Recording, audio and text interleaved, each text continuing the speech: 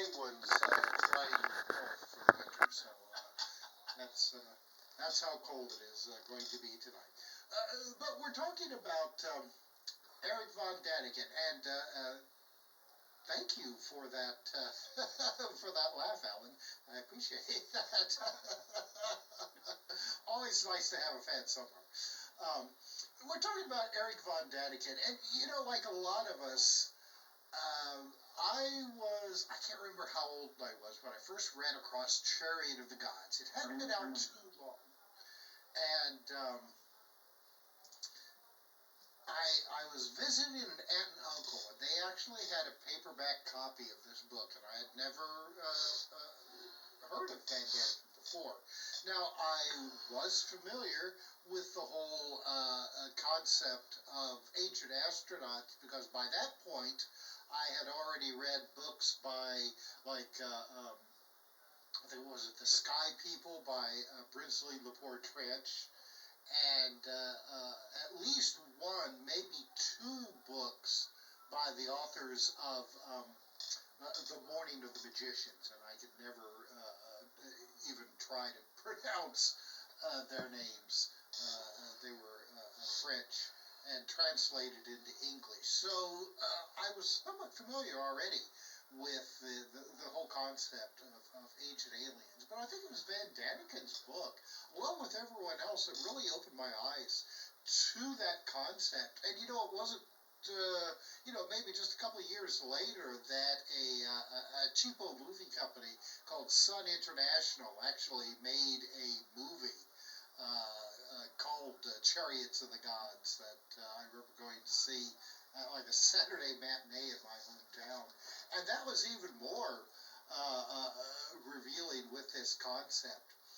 Now, as time wore on, and I became more familiar with the subject, and actually managed to travel around the world to some of these locations that Von Daniken popularized as being possible constructs with the help, if not entirely, by so-called visitors from other worlds, that I begin to doubt somewhat everything that Von Daniken wrote about. No, it's not saying that I didn't believe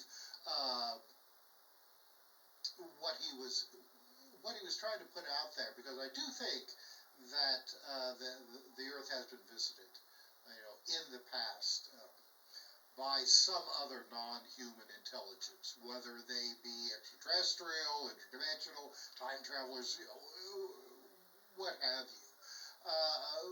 But I think this popular idea that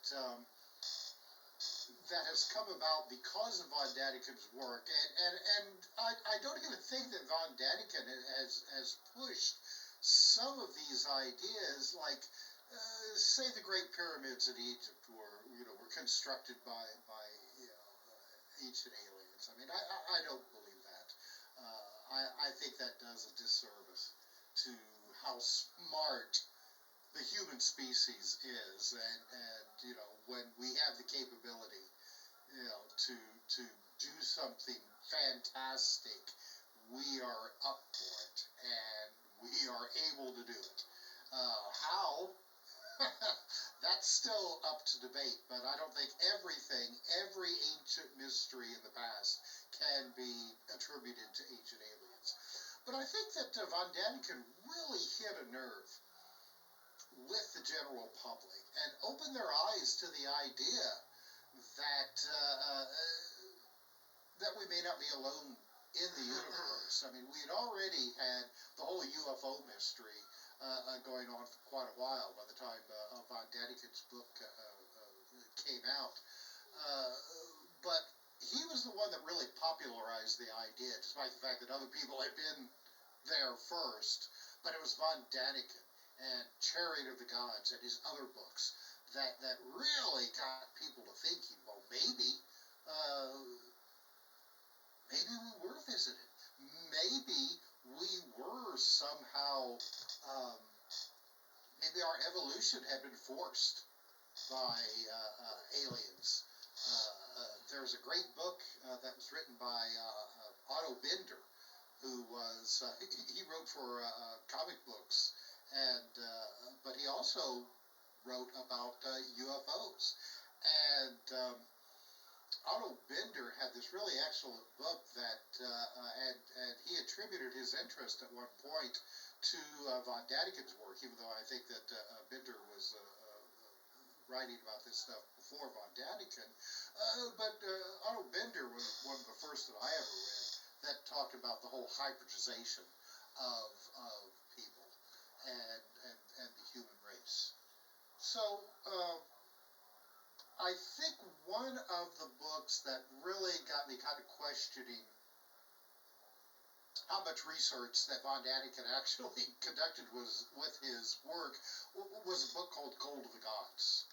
And fascinating book, but if you read it and then as some people did at the time, look into some of his claims, especially with